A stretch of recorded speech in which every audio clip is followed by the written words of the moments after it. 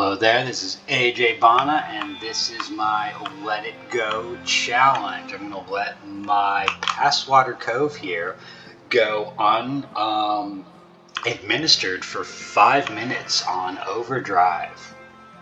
So without further ado, 3, 2, 1, fast speed. Alright, so I actually chose my Passwater Cove because, well, it's not my highest ranked museum. It meets standards, and it's got kind of an interesting situation going on right now. I have recently renovated it, and I made a big downsizing on my Passwater Cove. As you can see, I'm not using that much land of it. Passwater Cove, it's kind of like, it looks like a big public causeway. And while I previously had a museum that ate up a lot of this space, I wasn't really satisfied with it because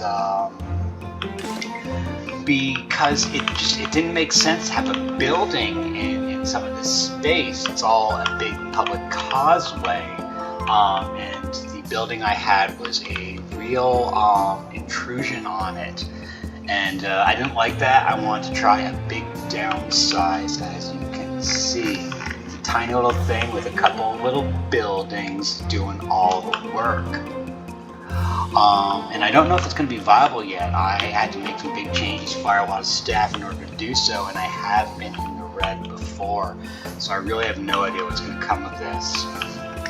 But while we wait, might as well just take a look at a tour. We're going to step in here, find the foyer, nice little introduction, get yourself chauffeured in. You can start walking through the aquariums. See a couple of exhibits here, some fresh water, some tropical waters, and a fun little zone to play with the tuning forks. Have yourself a little bit of entertainment. There's a tour guide passing through this area, hitting all the zones, giving you a good look-see at basically what, in this tiny little space, is the piece de resistance of my Passwater Cove. When you're working with a small amount of space, you really need to make a big difference with it, and I just, pursued every little detail to make everything count. Once you've really sewed yourself over there, you might step over here into the commissary. I've got another aquarium for people to consider, and a couple little exhibits, and then you can step on into the gift shop, and oh goodness, this could be bad, or into the cafeteria. Enjoy yourself, buy something, and hopefully save me from finding a ruin. I have to be pretty selective with what I wanted to use for staffing, and don't have all of my staff zones right here. I had a solution for that later, but for a while I was just playing with a research block and a training room, then one commerce room, and of course a camera room. And just kind of worked with that for a while to see what would come of it. And over here, something I'm just so proud of is this wonderfully used space here, right? I didn't want to put a building here. It just didn't make sense. It seemed like a nice open-air park, and the pathing, the textures on the ground are really, they really sold the area all in of themselves, so I didn't really do much with it. But finally I had a nice little idea, and I started making this mausoleum.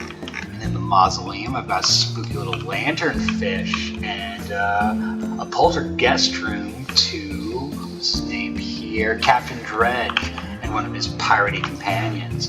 And they're just having a grand old time, diddling around with the stuff in the poltergeist room. I hope they don't go insane. I certainly would, were I cursed with undeath. Over here, I've got all